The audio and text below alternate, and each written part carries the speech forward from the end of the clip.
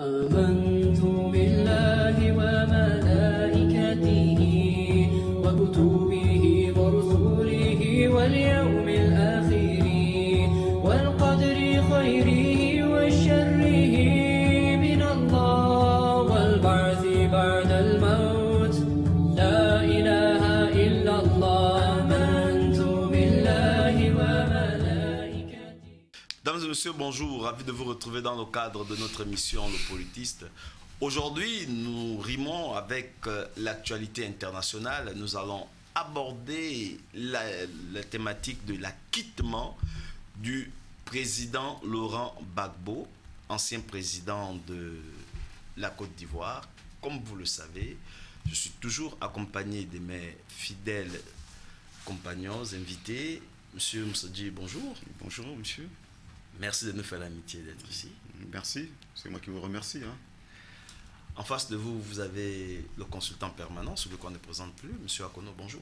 Bonjour, monsieur Ahmed, pour cet honneur que vous me faites depuis plus de 3 ans aujourd'hui. Alors, il faut dire que Laurent Gbagbo est un homme politique ou homme d'État ivoirien, historien de formation. Il fonde le Front populaire ivoirien en 1982, en abrégé le FPI. C'est sous cette étiquette qu'il est élu président de la République en 2000, donc précisément le 22 octobre 2000. Et en 2010, il va se représenter face à l'actuel président, donc Alassane Dramane Ouattara, qui sera élu, ce dernier, avec 54% de voix, chiffre invalidé par la Cour, le Conseil constitutionnel. Laurent Gbagbo va refuser de quitter son poste et il sera arrêté, puis transmis à la Cour pénale internationale, ou inculpé, voilà, par la Cour pénale internationale en 2011. Alors, monsieur Akono, c'est vrai que nous n'avons pas l'élément n'est pas prêt, mais à chaud comme ça, que pouvez-vous nous dire sur ce personnage qui est Laurent Gbagbo? En un mot, pouvez-vous nous retracer un peu le parcours de ce président? Parce qu'il faut dire que si nous parlons de Laurent Gbagbo, nous devrions aussi parler de son jeune compatriote, ministre de la Jeunesse, j'ai cité Charles Blé Goudé. Alors, monsieur Akono, que pouvez-vous nous dire sur ces deux personnages? Bon, ici, je souris lorsque nous parlons de cette affaire-là, qui, à mon humble avis, est une parodie de l'histoire. En fait, parce que Laurent Gbagbo, vous avez bien retracé plus ou moins son parcours universitaire. Mais ce que nous pouvons ici ajouter, c'est que Laurent Gbagbo, socialiste, il a hérité du socialisme de son père, qui, aux premières heures, en fait, à la fin de la Seconde Guerre mondiale, le père de Laurent Gbagbo est en fait adhérent au Parti socialiste, et il va hériter de cette appartenance du Parti socialiste de son géniteur. Et après des études, Laurent Gbagbo va adhérer au concept marxiste et socialiste qu'il va, une fois les études terminées, en fait, vouloir appliquer de retour en Côte d'Ivoire, et va fonder le parti socialiste, donc le Front populaire ivoirien, qui est un parti d'inclinaison socialiste. Et sous Houphouët-Boigny, Laurent Gbagbo fut l'opposant, si on peut le dire, emblématique du système néocolonial français dans sa matérialisation en Côte d'Ivoire. Et Laurent Gbagbo, donc à la mort de Houphouët-Boigny, en 1994, il y a Henri Konan Bédié qui va succéder à Houphouët, et à partir de là, la Côte d'Ivoire va rentrer sur une nouvelle ère. Mais malheureusement, à la fin du siècle, donc du XXe siècle, la Côte d'Ivoire est secouée par des tensions politiques.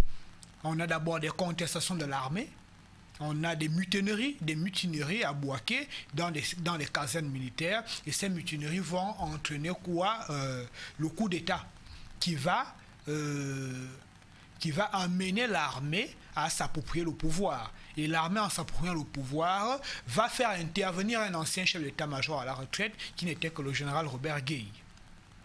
S'il faut comprendre dans quel contexte Laurent Gbagbo arrive au pouvoir. Et la communauté internationale étant plus favorable au coup de force, on fera pression au général Gueye pour qu'il organise une élection présidentielle.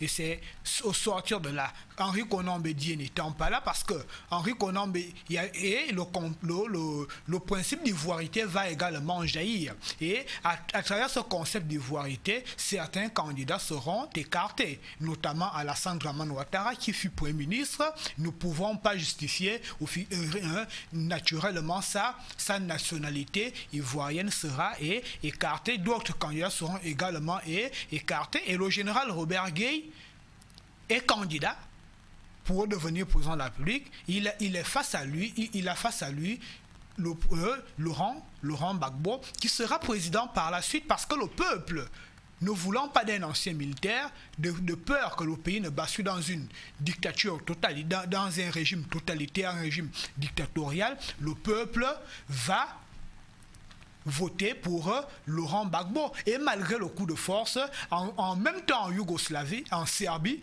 il y a un coup de force similaire où Milosevic va vouloir s'agripper au pouvoir. Et le peuple va débarquer au gouvernement et à l'Assemblée nationale pour réclamer le pouvoir. Et le peuple ivoirien, suivant l'exemple serbe, à Belgrade, va également défiler dans les rues d'Abidjan et Yamoussoukro pour réclamer la victoire de Laurent Gbagbo. Et Laurent Gbagbo est ainsi royalement imposé comme président de Côte d'Ivoire par le soutien de la rue, par le soutien du peuple. Et le général Robert Gueye, qui sera par la suite retrouvé mort, va laisser le pouvoir à Laurent Gbagbo, qui va exercer ce pouvoir dans la plus grande difficulté.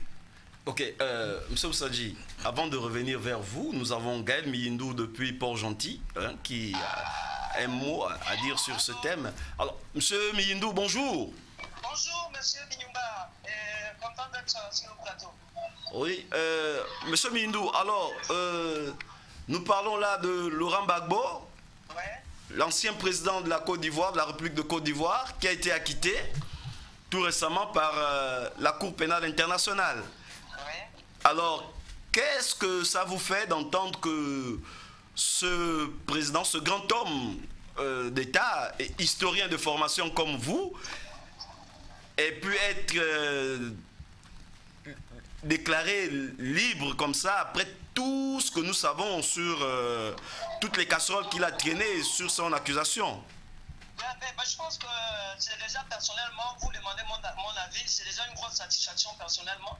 Cela prouve que la justice, lorsqu'elle est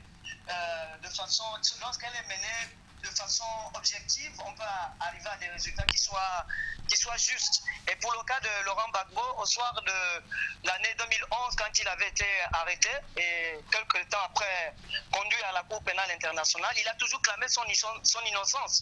La preuve, durant le conflit, ce dernier avait demandé de recompter les voix pour voir très précisément qui était d'abord vainqueur et en même temps établir les responsabilités. Mais les responsabilités n'ont jamais été établies. On était rentré dans une forme de précipitation, de vouloir le condamner sans pour autant qu'on ait...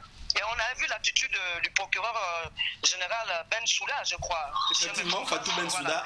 Qui s'était empressé à vouloir le faire enfermer, quand bien même ce dernier clamait son innocence, ainsi que son ministre Charles Bégoudé. Donc c'est une grosse satisfaction.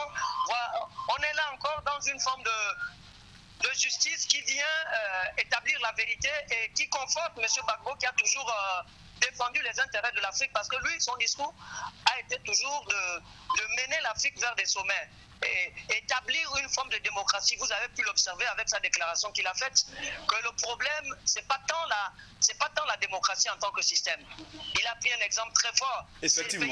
Les pays africains, ce sont des pays où il y a beaucoup d'ethnies. Donc c'est un régime qui, à un moment donné, est le seul, ou bien, peut-être pas la panacée, mais est un instrument qui peut amener les États africains à pouvoir se construire à l'image des États européens qui ont amorcé un certain développement, et que l'Afrique aussi souhaite ou veuille s'inspirer de ces États-là. Donc, c'est vraiment une satisfaction personnelle. Maintenant, la suite, on attend de voir. J'ai pu lire sur les réseaux sociaux que l'actuel président aurait émis le vœu de le faire rentrer au pays sans souci, avec la possibilité de jouir du statut d'un ancien président de la République.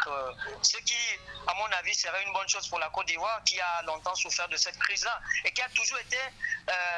qui a toujours connu des crises autour desquelles les personnages de Alassane Ouattara et de Gbagbo ont toujours cristallisé la vie politique du pays. Voilà. Ok, merci Monsieur Mindou. Mais une dernière question. Nous avons quand même vu que lors de cette audience, nous avons noté l'absence du procureur général qui est Madame Fatou Bensouda, mais qui a transmis toutes ses compétences à son substitut. Est-ce que là, ça ne montre pas encore une fois que c'était déjà une audience biaisée d'avance, parce que toutes les preuves présentées après montraient qu'elle aurait fait une mauvaise lecture du droit et que le droit n'était pas appliqué, l'autre était obligé de lire le droit de Rome. Je suis totalement d'accord avec ce que tu dis, tu donnes une partie de la réponse. C'est-à-dire que dans l'attitude de Mme Bensouda, il y avait vraiment une attitude revancharde vis-à-vis de... C'est vraiment mon point de vue, une attitude revancharde qui ne s'appuyait pas forcément sur des fondements juridiques. La preuve, c'est que M. Gbagbo a été acquitté. Effectivement. Et il a été acquitté. Il y avait des aspects, de mon point de vue, trop subjectifs. Voilà, je ne vais pas revenir sur son propos à l'AM, mais je pense qu'elle a failli, comme vous l'avez si bien dit, sur des aspects juridiques qui pouvaient probablement condamner M. Gbagbo, le président Gbagbo et son ministre Charles Blé Goudé. Malheureusement, voilà, la vérité finit toujours par si on fait comme on le dit très couramment au quartier. Ok. Merci, M. Gaël Mindou. Nous vous laissons dans vos occupations pédagogiques. Je salue aussi les autres qui sont sur le plateau. M. Abdallah Kono et certainement l'invité. M. Moussadji, voilà. Alors, M. Moussadji, vous venez à peine d'écouter Gaël Mindou, qui donnait son avis sur l'acquittement du président Gbagbo. Alors, à chaud comme ça, qu'est-ce que vous pouvez dire? Bon, lorsqu'on parle du président Gbagbo, de mon point de vue, il faut chercher à articuler l'ambivalence sur ce personnage. Oh oui. D'un point de vue d'abord événementiel, c'est-à-dire d'un point de vue social, et comment cet homme aussi peut incarner ce qu'on peut appeler des situations politiques de tous les temps. Parce qu'en réalité, tout ce qui passe dans la politique est une scénarisation qui a toujours existé depuis l'aube de l'humanité. Il n'y a rien de nouveau sous les cieux. Effectivement. Ce qui se passe aujourd'hui a déjà été joué quelque part par les grands acteurs de l'histoire. Comme l'a si bien dit Lavoisier, rien ne se perd, rien ne se crée, tout se transforme. Tout se transforme dans la nature. Bien, ici, s'il faut faire une sorte d'historique des procès, les procès ont toujours existé en tout temps. Vous avez par exemple le procès de Jésus-Christ, qui était un procès très célèbre. Mais revenons-en à ce qu'on peut appeler comme étant les faiseurs de liberté, c'est-à-dire les fils des étoiles qui cherchent à éclairer leur peuple pour amener ce peuple-là vers la liberté. On constate qu'on ne peut pas faire de la grande politique si on n'a jamais fait de prison. On constate que tous ceux qui, dans l'histoire africaine, ont tenté de s'élever à un certain niveau, ont été victimes des jugements. Commençons d'abord par le grand jugement dont avait été victime, le grand procès dont avait été victime Toussaint Louverture. Malheureusement, il avait laissé sa peau. Prenons aussi la prison dont avait connu par exemple Lumumba. Il est entré en prison, il en est sorti. On verra la conséquence. C'est pour ça que je disais que lorsqu'on parle de Gbagbo, il faut désormais voir la dimension historique de cet homme-là, qui d'ailleurs est professeur d'histoire. Mandela aussi est entré en prison, il a été jugé, on verra ce que ça va donner. Revenons maintenant sur Laurent Gbagbo. Donc Laurent Gbagbo suit la trajectoire de tous les grands hommes de tous les temps qui passent toujours par la prison. Et qu'est-ce qui se passe quand on a fait une prison? Prenons déjà une prison célèbre comme celle de Hitler. Nous savons que c'est même en prison qu'il va écrire Mon combat. Alors, souvent les procès, souvent les emprisonnements déclenchent des processus inconnus qui échappent toujours aux juges. Et c'est là où parfois on peut considérer que ce sont les juges qui, de manière ou d'une autre, ont fait la grandeur de certains hommes. C'est-à-dire ils ont ouvert la voie à certains hommes. Là, nous avons Laurent Gbagbo, qui avait déjà connu la prison. En Côte d'Ivoire. Et là, ce qui est exceptionnel, c'est qu'il part dans une cour internationale. Ça veut dire que l'auréole de sa personnalité passe de la Côte d'Ivoire à une dimension où finalement, ce jugement qui se passe à la CPI est un jugement qui entre dans le même cadre que ce qu'on appelait, après la Deuxième Guerre mondiale, les procès de Nuremberg. Où furent jugés un certain nombre de nazis dont on connaît le sort qui leur avait été réservé. Si pour les nazis ça avait été un échec, si pour les nazis ça avait été la catastrophe, parce que nombreux furent condamnés, mais ici on assiste à un fait assez exceptionnel. Laurent Gbagbo est acquitté. Finalement, que va devenir Laurent Gbagbo face à l'histoire? Parce que là, nous avons là maintenant ce qu'on peut appeler un jeu de l'histoire. Et une histoire qui n'est plus seulement l'histoire de la Côte d'Ivoire, ça devient l'histoire de l'Afrique, ça devient l'histoire même des relations internationales, ça devient aussi l'histoire même de l'Afrique vue par l'Europe, mais aussi l'histoire d'un grand homme qui, dans le concert des nations, puisqu'on parle maintenant de la mondialisation de la justice, vient de démontrer les failles de cette même justice. Finalement, affaire à suivre, et je crois qu'on ne peut pas commencer déjà à déballer, sinon on risque de se retrouver dans... Alors, Monsieur Akono, alors, dans quel contexte ont-ils joué un rôle politique? Donc là, il s'agit de Monsieur Blé Goudé et de Monsieur Laurent Gbagbo. Dans quel contexte? Non, ici, lorsque nous avions déjà rappelé plus ou moins l'histoire de Laurent Gbagbo sur l'objet politique, comment est-ce qu'il accède au pouvoir, et retenons que l'exercice du pouvoir de Laurent Gbagbo ne fut pas facile. Ça a été un exercice en fait plus ou moins contesté. Parce que, comme M. Moussoudji l'a si bien dit, Laurent Gbagbo ici s'inscrit dans la logique des grands hommes. Il s'inscrit dans la logique de Lumumba, ceux-là qui réclament l'autonomie, la liberté totale, l'indépendance totale du continent africain. Et Laurent Gbagbo vient en quelque sorte comme quelqu'un qui ne doit rien, qui n'a pas de compte à rendre à la France. Pour lui, c'est le peuple de Côte d'Ivoire qui le porte à la présidence. Donc il n'est pas ce leader africain qui a été coopté comme au sortir des indépendances, ou qui a été installé par un jeu de milices ou de révolutions, de révolutionnaires soutenus par des puissances extérieures. Pour lui, c'était un chef d'État qui a été porté par son peuple. Il n'a pas de compte à rendre à une puissance extérieure. Et à partir de cet instant, le règne de Laurent Gbagbo va devenir un problème. Parce que rappelons que la Côte d'Ivoire ici, en fait, c'est la chocolaterie. C'est la production, l'enjeu, c'est la même mise sur la première puissance productrice de cacao. Est-ce que les grandes puissances allaient-elles laisser le cacao aux mains d'un nationaliste africain? Et à partir de là, une rébellion venant des pays voisins, notamment du Burkina Faso, va maintenant commencer à perturber l'exercice du pouvoir de Laurent Gbagbo. Et cette rébellion a acquis pour secrétaire général Guillaume Soro, qui fut leader estudiantin.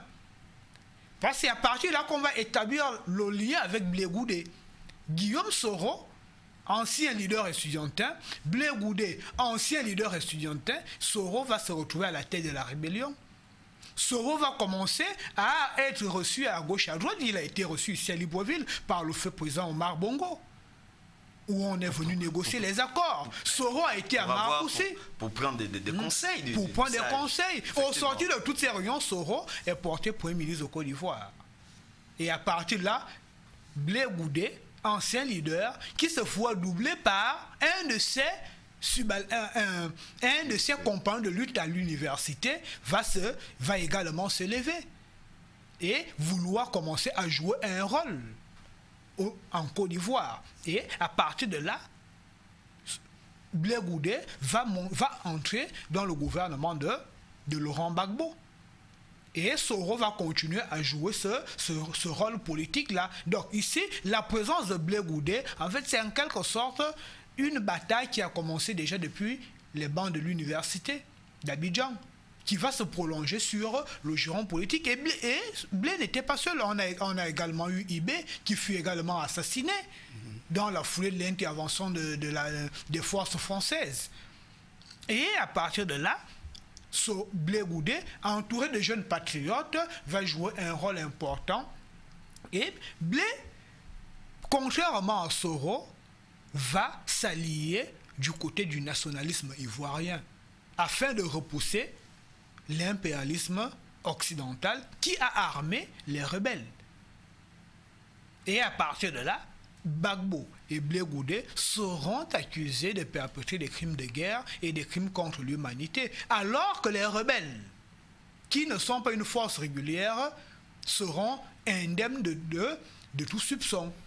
Et ici, ce que je parlais de parodie, si on emmène Blé et Gbagbo qui ont exercé le pouvoir légal, parce que le chef de l'État exerce le pouvoir légal, mais on laisse ceux-là qui ont exercé un pouvoir illégal. Parce qu'une rébellion ne saurait bénéficier de la légalité et où est de la reconnaissance et de la légitimité de la communauté internationale. Voici en quelque sorte ici le contexte qui va conduire Blé Goudé et Laurent Gbagbo à la CPI. Et c'est dans ce contexte-là qu'ils ont exercé le pouvoir. Parce qu'ils ont eu tort de mettre en avant les intérêts du peuple ivoirien au détriment des intérêts des multinationalistes impérialistes de certains pays dont on ne cite plus le nom ici, qui ne sont plus représentés. M. Msodji, vous venez d'entendre tout ce que vient de dire M. Akono.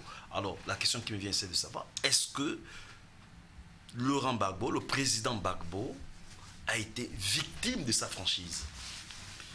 Bien,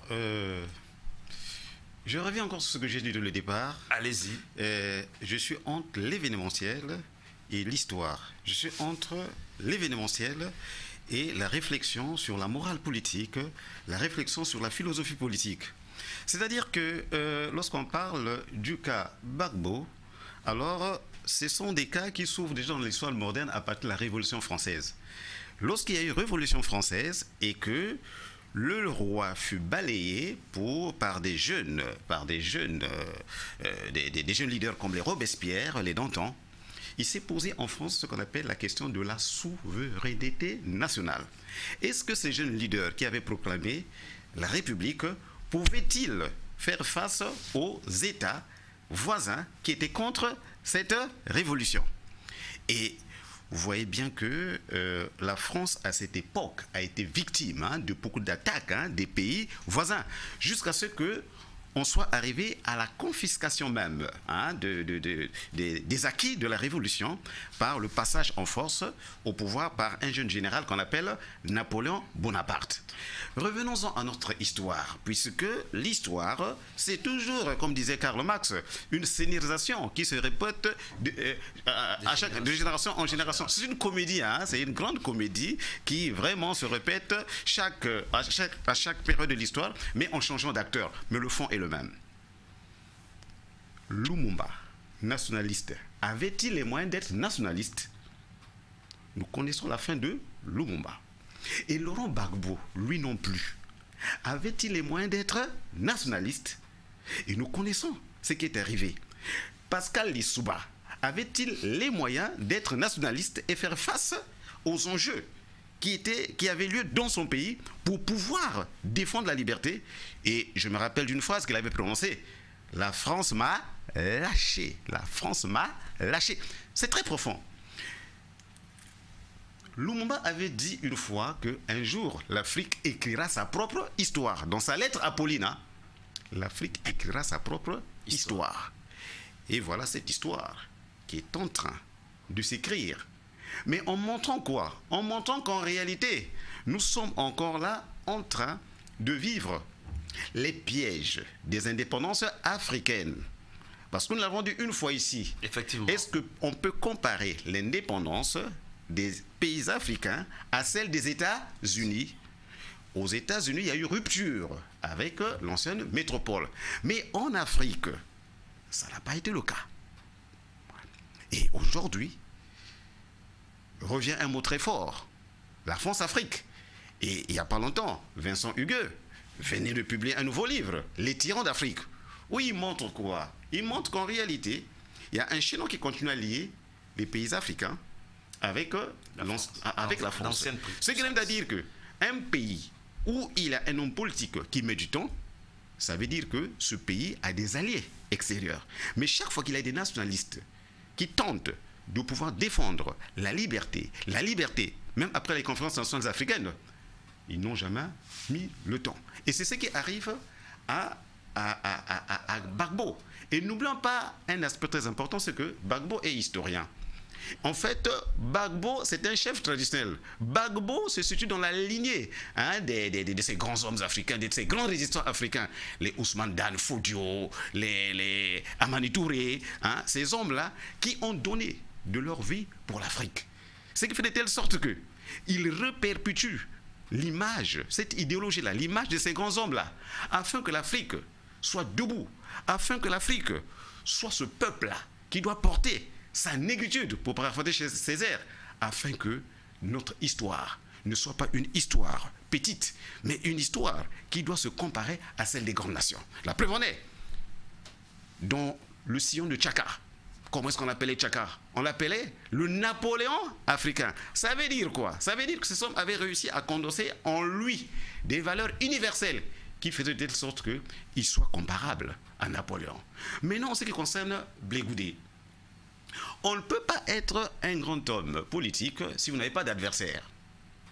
On ne peut pas être un grand homme politique si, autour de vous, il n'y a pas des compagnons qui puissent comprendre la grandeur de votre image. Je reprends encore, la grandeur de votre image. Et Gbagbo, je disais que c'est un historien. Gbagbo, c'est un homme qui répète l'histoire. Et il sait qu'autour de lui, il faut qu'il ait des jeunes qui portent le flambeau. Parce que n'oublions pas que tout ce que Gbagbo fait, c'est en opposition avec une grande figure, Houphouët-Boigny. Tout ce que Gbagbo fait, c'est en opposition à Houphouët-Boigny. Parce qu'il pense que Houphouët-Boigny est un grand, mais lui aussi, il est un grand qui peut apporter sa place dans l'histoire. Et voyez-vous, dans ce jeu de chaises de l'histoire, on peut comparer un peu le débat ou bien la guerre entre Gbagbo et Houphouët-Boigny, un peu comme De Gaulle avec François Mitterrand. Ah oui, De Gaulle avec François Mitterrand. Mitterrand avait tendance à dire non. Lui aussi, il incarne une certaine valeur. Et voilà qu'autour de lui, il a Blé Goudé.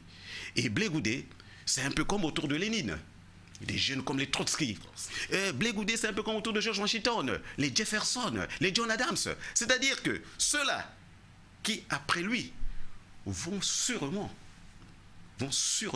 porter l'héritage. Parce que regardez, il vient de rentrer. Moi, je considère Gbagbo, c'est vrai, nous ne connaissons pas encore les enjeux, mais je considère que un grand destin va se jouer autour de Blé Goudé. Parce qu'ils viennent de faire la politique, ils viennent de faire la prison ensemble, ils viennent d'être acquittés ensemble. Donc du coup, par rapport à l'âge, je crois que... Mais là, il faut qu'il fasse très attention, parce que Blé Goudé, il faut qu'il fasse très attention. Mais ce qui est vrai, c'est qu'il y a un grand espoir en lui. Et c'est ça, les hommes politiques évoluent toujours en couple. Vous voyez, lorsqu'on parle de Lumumba, à côté de Lumumba, il y a Okito. Lorsqu'on parle de Agustin Neto, mais à côté, il y a qui? Il y a Lara. Donc, en fait, les grands hommes politiques, ce sont ceux-là qui laissent autour d'eux un sillon que les gens, les jeunes, reprennent afin que une certaine pensée, une certaine tradition, une certaine idéologie demeure. Et ici, comme l'a dit M. Aquino, il y a une imbrication, spirituelle autour de Gbagbo. D'un côté, c'est le socialiste, mais de l'autre, c'est l'Africain. C'est l'Africain. On ne peut jamais séparer Gbagbo. Si vous ne voyez qu'en Gbagbo qu'un socialiste, vous passez à côté. Mais si vous voyez aussi en Gbagbo rien qu'un Africain, vous passez aussi à côté parce qu'en lui, il y a un bouillonnement des rêves. Et je crois que ces rêves n'ont pas encore fini de flamboyer. Et je crois que la suite de l'histoire, on verra. Alors, Monsieur Akono, est-ce que le président Gbagbo a-t-il été soutenu ou a-t-il reçu le soutien de la communauté, de cette communauté internationale? Non, mais on a bien vu le jeu de la communauté internationale. En 2011, la communauté internationale avait déjà marqué son penchant pour ce qu'ils avaient appelé à cette époque les forces nouvelles. Les forces nouvelles qui avaient à leur tête Guillaume Soro. Donc ici, Laurent Gbagbo n'a pas bénéficié de ce soutien. La preuve, ici la base arrière de la rébellion, elle est où? Dans un pays voisin. La base arrière, elle est au Burkina Faso. C'est par le Burkina Faso que les armes vont transiter. Et lorsque nous voyons même la suite de l'histoire, lorsque Blaise Compaoré est démis de ses fonctions de chef de l'État, qu'est-ce qu'il devient aujourd'hui? Il travaille à la présidence de Côte d'Ivoire. C'est-à-dire que cette présidence de Côte d'Ivoire-là a cette dette morale que c'est grâce à lui, c'est grâce à Blaise Compaoré que la rébellion a pu se ressourcer, que la rébellion a pu bénéficier de toute la stratégie de guerre, de toute la logistique militaire, afin que nous soyons ici au pouvoir. Donc, la présence aujourd'hui de Blaise Compaoré à la présence de Côte d'Ivoire comme conseiller ou je ne sais quoi d'autre, aujourd'hui, nous prouve que Laurent Gbagbo n'avait pas de voisins francs. La communauté internationale tout entière avait pris cause et effet pour le camp d'Alassane Ouattara. Et là, lorsqu'on va amener Laurent Gbagbo à la haie, mais lorsqu'il y a un procès, il faut des témoins. On estime que Guillaume Soro est un témoin oculaire. Il a été à la tête de la rébellion. On estime que Alassane Ouattara, qui était le protagoniste politique, l'antagoniste politique de Laurent Gbagbo, devrait également être là à la CPI, étant chef d'État, M. Akono. Non, même étant chef d'État, il ne peut pas... Non, excusez, c'est un problème de témoignage.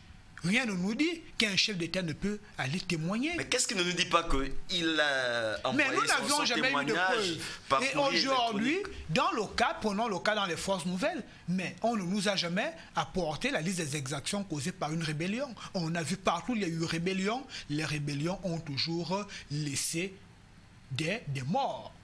Est-ce qu'on peut nous assurer aujourd'hui que la rébellion qui avait à sa tête Guillaume Soro n'a pas saccagé des villages? Est-ce qu'on peut nous rassurer que cette rébellion-là ne s'est pas livrée à des exactions et que ce n'est que l'armée régulière de Côte d'Ivoire, sous commandement du chef suprême qui était Laurent Gbagbo, à qui on a tout attribué? Voici également une parodie. Un co-chef, Blé Goudé, qui avait un co-chef, Blé Goudé, et donc le chef d'état-major avait même fini ambassadeur de Côte d'Ivoire au Gabon. Hein? Non, voici un peu la parodie de l'histoire. C'est-à-dire qu'ici, le chef de l'état-major de cette armée de Côte d'Ivoire, donc Laurent Gbagbo a été le chef suprême, fini ambassadeur, pendant que Laurent, même le chef... les ambiguïtés de l'histoire. Il y a eu tellement d'ambiguïtés qui prouvent que la communauté internationale n'avait pas soutenu Laurent Gbagbo, ne voulait même pas entendre parler de Laurent Gbagbo. Lorsque l'ONU va organiser la prestation de serment de Ouattara à l'hôtel, dans un hôtel d'Abidjan, on n'est pas sérieux, alors que c'est devant la Cour constitutionnelle. Parce que là, là-bas, c'est le Conseil d'État. Ici, il y a un problème où la communauté internationale, on va le dire, a même encouragé l'illégalité. Parce que dans un jeu constitutionnel, on va prêter devant la Cour suprême, on va prêter serment devant la Cour suprême, devant le Parlement réuni. Mais la prestation de serment du premier mandat de Ouattara n'a pas respecté toute cette procédure-là. Donc on peut même dire aujourd'hui que Ouattara avait exercé un pouvoir de façon illégale, parce que n'ayant pas respecté les procédures... je ne peux pas vous laisser dire ça, M. Akono. N'ayant pas respecté les procédures légales de prestation de serment. Ouais. Parce que moi, je ne peux pas laisser M. Akono dire oui. ce genre mais de choses. Non, c'est une lecture de l'histoire. C'est une lecture. Oui, de l'histoire, des procédures qui n'ont pas été respectées. Et puis M. Akono, il est boulimique. C'est-à-dire que nous le savons. Et puis, il a la ferveur de Gbagbo. Non, ici, nous essayons d'analyser la question de Gbagbo avec une certaine rationalité. C'est de votre droit. Ce que je voulais seulement dire, je suis d'accord avec vous. Je suis d'accord avec vous sur ce que vous dites là, c'est très très intéressant. Je retiens deux choses. Il s'est passé dans le cas Gbagbo ce que un avocat français, René Fleuret, appelait les erreurs judiciaires. Et l'histoire du monde est émaillée d'erreurs judiciaires. Et ce qui vient de se passer à la CPI fera école. Vous savez que nous parlons sous le contrôle d'un historien qu'aujourd'hui, les gens reconstituent les procès des personnalités comme les Jeanne d'Arc. On reconstitue, c'est-à-dire que les historiens, pour un devoir de mémoire, reprennent les dossiers, les confrontent et essaient de rétablir la vérité pour comprendre si vraiment le jugement d'une certaine époque, en condamnant par exemple Jeanne d'Arc, c'était vraiment un vrai procès. Et vous savez que même chez les communistes, il y a ce qu'on appelle des procès des faucons noirs, montés de toutes pièces. Ce n'est pas nouveau dans l'histoire. Ce qu'il faut retenir, c'est qu'en réalité, on ne va jamais vite en besogne. Ce sont des leçons de politique, ce sont des leçons de politique. Il ne faut jamais aller vite en besogne lorsqu'il vous manque la stratégie militaire, lorsque vous n'avez pas de force militaire. Et nombreux sont les nationalistes qui biaisent à ce niveau sans avoir une vraie armée, et à la fin, ils sont toujours surpris. Je prends le cas du jeune Fidel Castro. Pourquoi a-t-il résisté? Il avait le peuple avec lui, il avait une armée. Or, vous allez voir que tous ces grands nationalistes africains qui subissent ce genre d'humiliation, très souvent, ils croient avoir le peuple avec eux, mais ils n'ont pas la force. Et ils ne maîtrisent pas ce qu'on appelle les frontières. Parce que le grand secret du pouvoir, c'est aussi la théorie des armes, c'est aussi la théorie des frontières. Tant que vous n'êtes pas assuré au-delà de vos frontières, vous êtes fragile. Et pour me résumer sur tout ce qui vient de se passer, c'est qu'on doit comprendre que, et là je cite Karl Marx, qui disait dans l'idéologie allemande que à toutes les époques, les idées de la classe dominante sont toujours les idées dominantes. C'est-à-dire que dans le jeu politique, ce sont les plus forts, très souvent, qui l'emportent. Et la communauté internationale n'est pas aussi neutre qu'on le croit. Elle sait jouer son rôle lorsque elle a des intérêts qu'elle a pu fixer sur un homme politique, lorsque il y a ce qu'on peut appeler des concours de circonstances qui témoignent pour tel ou tel, cette communauté, à un moment donné, prend position. Et je pense que ce qui s'est passé en Côte d'Ivoire, par rapport à ce que vous venez de dire, c'est ce que nous disons aujourd'hui. Maintenant, ce qui est assez exceptionnel, c'est que nous sommes au XXIe siècle. C'est qu'il est des erreurs ou des fautes que cette même communauté internationale peut commettre qui rattrape. Parce qu'aujourd'hui, Gbagbo, Blé Goudé ont été acquittés. Quelle leçon sur le plan politique, quelle leçon au niveau du droit, quelle leçon pour l'histoire. Ça veut dire que là, comme disait encore Lumumba, l'Afrique écrira sa propre histoire. Là, nous venons de vivre un cas inédit qui, à mon humble avis, va laisser vraiment des sillons dans l'histoire dont on ne cessera sûrement d'évoquer, de convoquer dans les universités, dans les milieux politiques, pour essayer un peu de faire comprendre qu'il est des grands hommes qui parfois bouleversent les cartes de l'histoire lorsque on essaie de les amener sur la croix de la mort. Et Gbagbo, ici, c'est un ressuscité.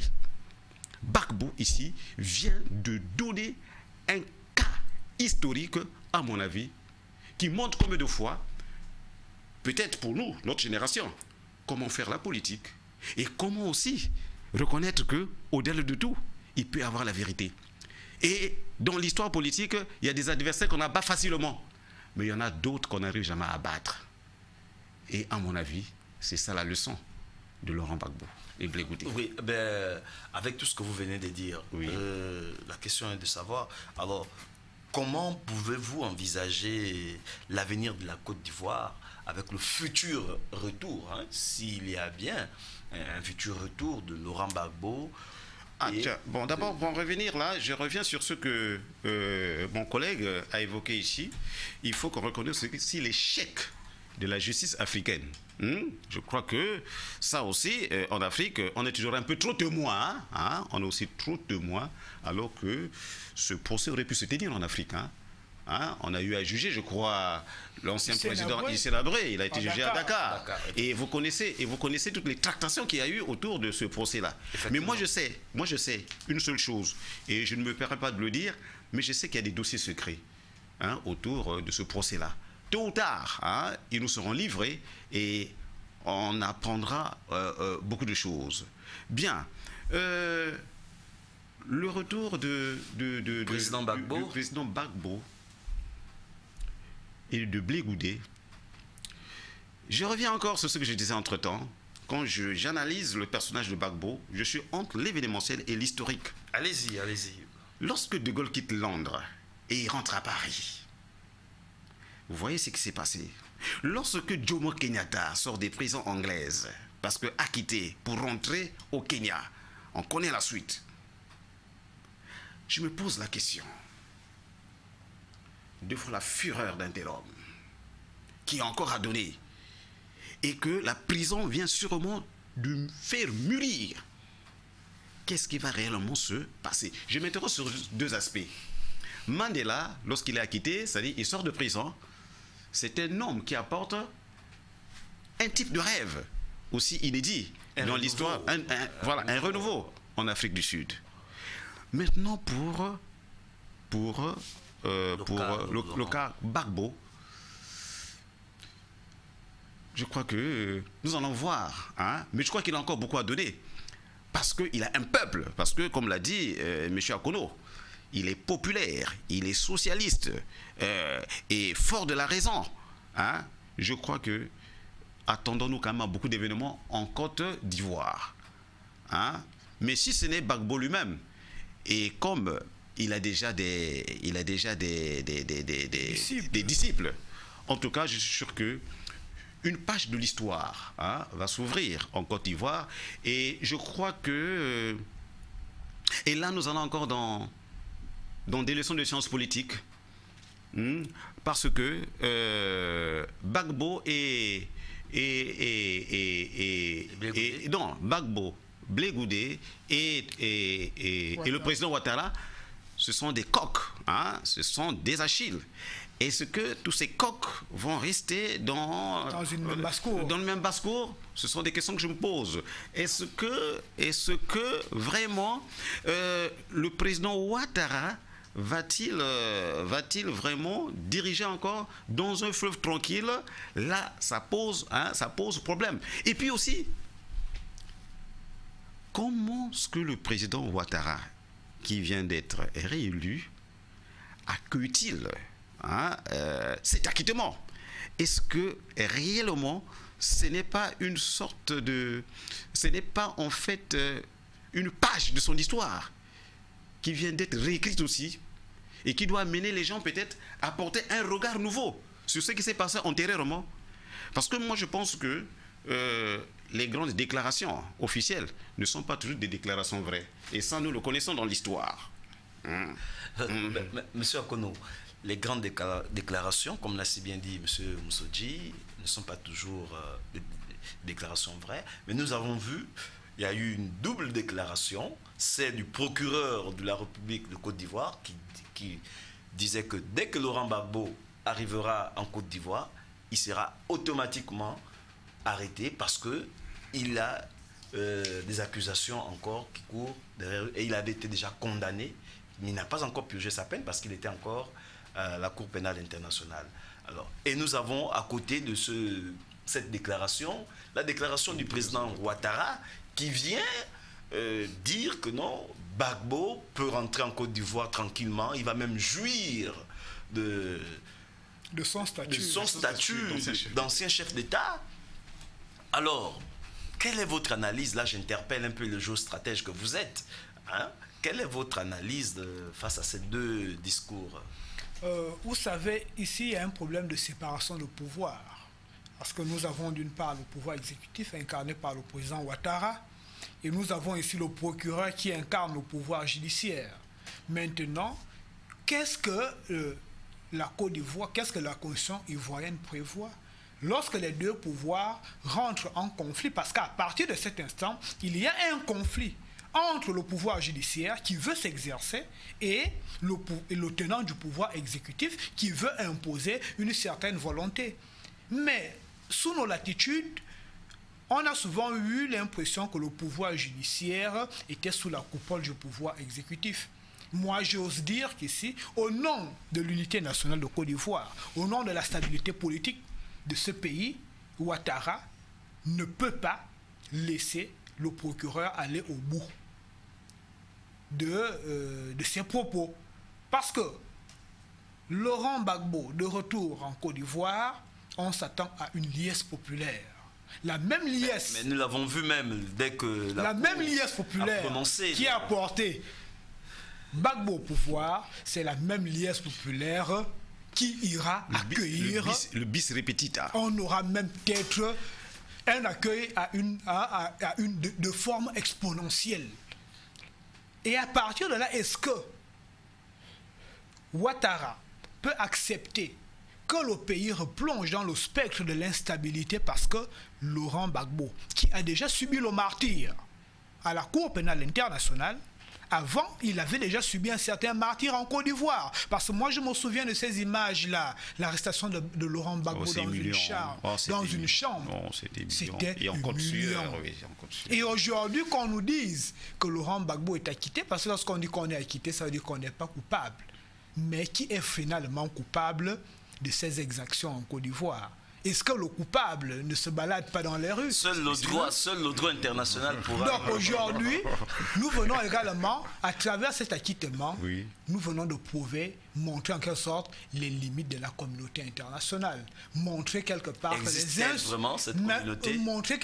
les institutions de Bretton Woods, les institutions de San Francisco, donc notamment l'Organisation des Nations Unies, sont aujourd'hui des institutions à la solde d'un impérialisme économique occidental. Et que ces institutions-là sont automatiquement utilisées pour des intérêts économiques, pour des intérêts diplomatiques. Voici aujourd'hui ce que moi je retiens, l'acquittement de Laurent Gbagbo. C'est une manière de dire aux Africains, n'attendez pas un miracle de cette communauté internationale. Cette communauté internationale n'est pas là pour vous. Cette communauté internationale, elle est là pour ses intérêts. Seul l'intérêt guide l'esprit. Hein? Oui. Monsieur Moussodji, alors, est-ce que le président Laurent Gbagbo, en 2011, avait-il raison de rejeter les résultats de cette élection? Bon, vous voyez bien que... Donc, 2010. Je crois qu'au regard de ce que venait de dire le collègue, et l'acquittement dont vient de bénéficier le président Gbagbo et Blé Goudé, voyez-vous qu'à un moment donné, à défaut de parler, il faut se taire et écrire l'histoire. C'est ce que je peux dire. Parce que ce sont des questions très complexes. Hein? Ce sont des questions qui ont amené les gens aux erreurs. Ce sont des questions qui ont amené les gens à la mort. Ce sont des questions qui ont divisé la Côte d'Ivoire. Ce sont des questions qui ont trouvé des modèles même dans d'autres pays africains. Parce qu'en réalité, amener son adversaire à la haie, en termes politiques, ça veut dire quoi? C'est tout simplement lâcher son adversaire. C'est une autre façon de le tuer. Bon, mais on ne peut plus aller dans les profondeurs des textes de Machiavel, hein, dans Le Prince. Hein, ça ne sert à rien d'aller dans les méandres. Mais, voyez-vous, ce sont des cas qui doivent nous enseigner. Nous qui sommes peut-être portés tôt ou tard hein, à avoir une parcelle de pouvoir. Il y a des choses qu'il faut éviter de faire dans la précipitation. Il y a des choses où il faut laisser le temps au temps. Vous voyez, je vais raconter une anecdote toujours dans l'histoire de France, hein, que j'aime bien parfois, hein, et même dans notre propre histoire. Je commence par l'histoire de France. Il y avait un général qu'on appelait Napoléon, il avait pour adversaire politique Chateaubriand. Et alors, les amis lui ont dit, mais il faut tuer ce Chateaubriand parce qu'il te gêne. Et le général était prêt à le tuer. Et il y a eu un conseiller qui lui a dit, mais monsieur le général, c'est vous qui dirigez. Si vous le tuez, mais vous perdez votre temps. Parce qu'en réalité, lorsqu'on écrira l'histoire de France, on dira toujours que Chateaubriand a été un grand écrivain sous le règne du général Napoléon. Il a dit, oh, mais c'est vrai. Et il a laissé Chateaubriand vivre. Et on connaît ce que Chateaubriand a fait pour l'histoire de France. Et voyez-vous, Mandela, si seulement il avait Mandela et Peter Botha, ou bien avec De Klerk. Voyez-vous, dans ce qui va se passer là, en Côte d'Ivoire, je crois que l'Afrique a déjà une histoire où on peut trouver des repères chez nous-mêmes. On n'a pas toujours besoin d'aller en Amérique, d'aller en France ou d'aller dans la Grèce antique. Nous avons des valeurs qu'on trouve dans nos pays et qui peuvent nous servir. Mais, seulement une chose, c'est que ce qui vient de se passer en Côte d'Ivoire et avec le retour de Gbagbo, en tout cas, Gbagbo, je l'ai dit que c'est un personnage assez complexe, et moi j'entends voir les événements parce que, comme l'a dit M. Akono, comment va-t-on accueillir Gbagbo en Côte d'Ivoire? Parce que il y a plusieurs prises de pouvoir. La prise de pouvoir ne se passe seulement dans le palais. Imaginez que vous êtes aux affaires, votre adversaire politique arrive et toute la ville, vraiment est envahie des partisans. Il n'y a plus de circulation. En fait, il y a même une ville morte. Je ne sais pas comment est-ce que vous pouvez interpréter ça. Et vous avez affaire à un vieux briscard de la politique et qui est auréolé de toute sa gloire. Nous avons affaire à un vieux résistant. Nous avons affaire à un homme qui vient de tenir tête. Parce que là, il a tenu tête. Il a démontré que vraiment, c'est un vieil Africain, un sage Africain qui peut accepter l'humiliation sauf perdre sa dignité. Et il repart chez lui avec sa dignité. Alors, je vous assure que j'ai besoin que tous les sages... Et surtout avec les honneurs. Avec les honneurs. Alors, j'ai besoin que tous les sages d'Afrique se retrouvent en Côte d'Ivoire. C'est tout ce que je peux dire, quoi. Que tous les sages d'Afrique se retrouvent en Côte d'Ivoire parce que c'est une situation complexe. Alors, M. Akono, est-ce que l'on peut dire que la mère patrie, qui est la France aussi, doit être épargnée de tout ce qui s'est passé en Côte d'Ivoire? Sachant bien que tout récemment, il y a eu un procès. Oui. Il y a eu aussi un procès des personnes, des pilotes qui avaient bombardé la base militaire.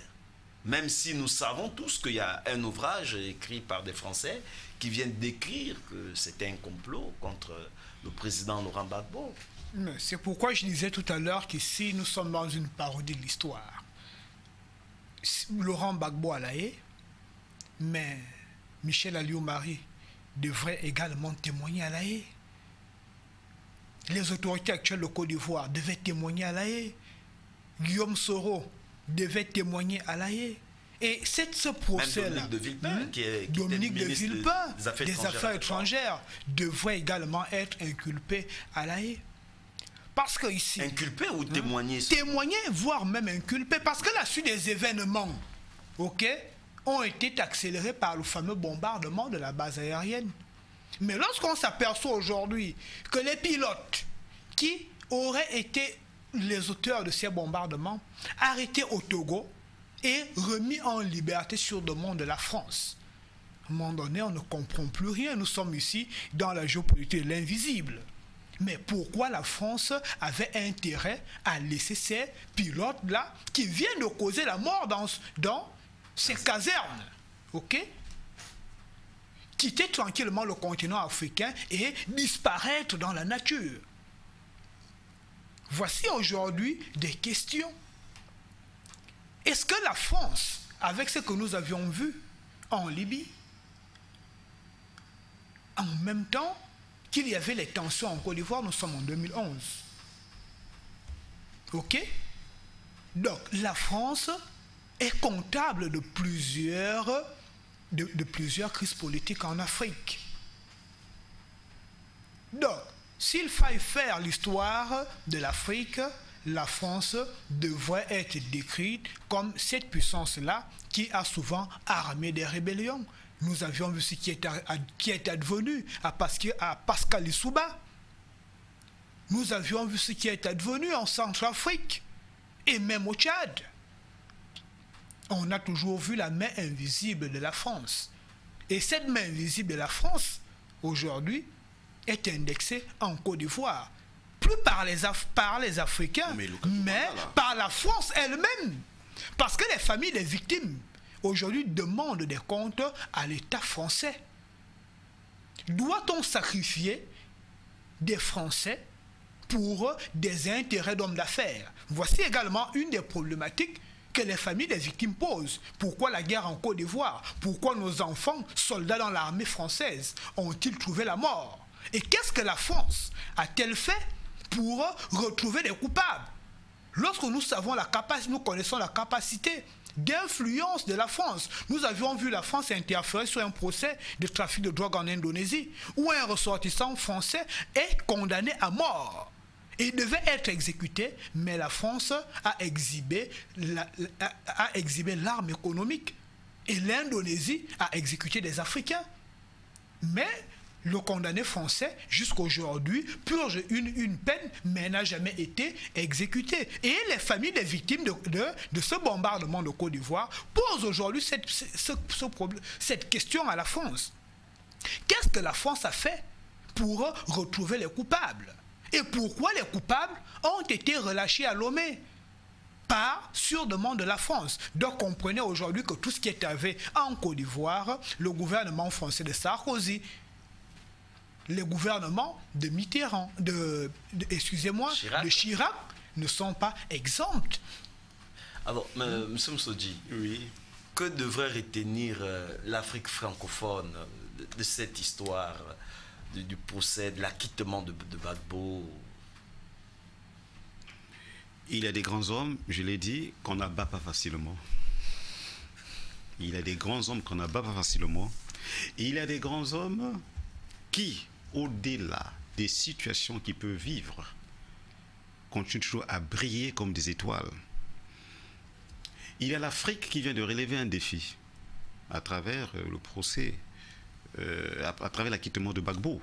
Mais il y a aussi une certaine façon, désormais, et ça il faut alerter la nouvelle génération, de gérer les conflits. Parce que c'est la conséquence d'un conflit qui est à l'origine de la comparution de Gbagbo à La Haye. Donc, ça veut dire que le problème Gbagbo, ou l'affaire Gbagbo, Blé Goudé, doit nous amener à réfléchir sur une certaine manière de diriger les États, une certaine manière de gérer les conflits, une certaine manière aussi d'être démocrate, une certaine manière aussi de penser à l'avenir, une certaine façon aussi, pour ceux qui dirigent, de savoir laisser un sillon qui peut permettre aux générations de s'inspirer. Mais attention, il y a des adversaires politiques qu'on n'a pas facilement. Il y a des adversaires politiques qui, à un moment donné, vous poursuivent et vous hantent toute votre vie. Et on a vu cela avec Lumumba, avec... même Che Guevara oui, même Che Guevara. Che Guevara hante aujourd'hui l'Occident. Voilà. Voilà. Donc il y a des hommes qui refusent qu'ils soient des victimes. Comme on l'a vu dans un roman de Sonny Laboutansi, La vie est d'aimer, où le guide providentiel veut tuer son adversaire politique qu'on appelle Marcel. Mais lui, il dit, non, je ne veux pas mourir de cette mort, parce que je suis un homme digne.